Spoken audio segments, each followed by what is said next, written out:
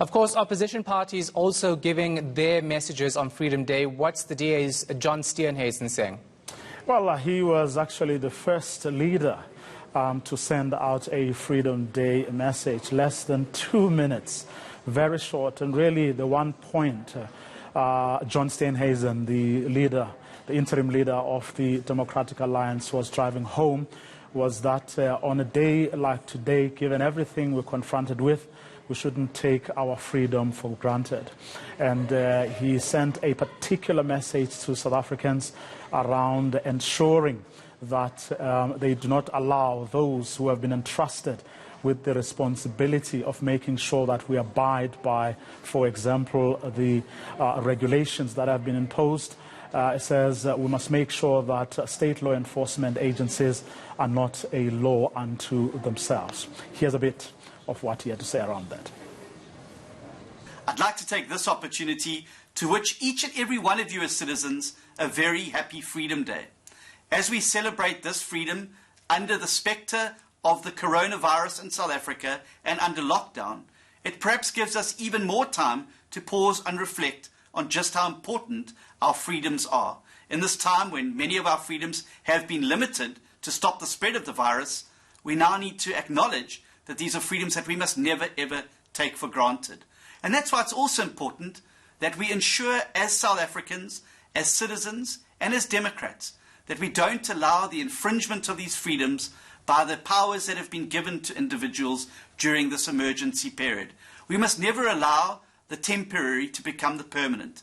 And so whether it's the use of armed forces, whether it's restrictions on movement and on people's ability to be able to move around the country, we need to acknowledge that these are temporary measures and that we must never go back to a situation where those freedoms so beautifully expressed in Chapter 2, the Bill of Rights of the Constitution, are infringed upon or impeded. They are our rights as citizens. We all have a duty and responsibility to protect them, not only for us, but for future generations in South Africa. I hope you have a happy Freedom Day, and let's keep expanding freedom in South Africa. Now, Julius, Malema had a lot to say, though, complete opposite to John Steenhuisen's a short message. Indeed. Well, he took actually more than an hour. They did what they called a virtual rally on the main social media platforms, which of course was also broadcast by the major broadcasters in the country. It ranged from an analysis of the state of the country to, of course, also talking about how the EFF would address those issues if it were to become government, but also at the same time expressing their support for what has been done up until now, and of course offering some criticism also of the management of this pandemic up until now. Take a listen to a little bit of what he had to say.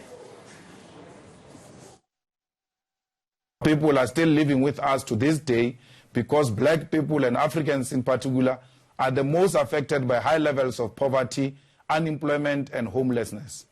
The struggle for the return of the land is at the center of our struggle and cannot and should not be suspended even at the time of the COVID-19 pandemic.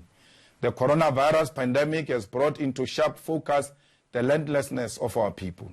Our people are crammed in informal settlement townships, and majority do not have small pieces of land to plant crops during this difficult period. The gains of 1994 have therefore become useless, and South Africans continue to witness a degeneration of their conditions.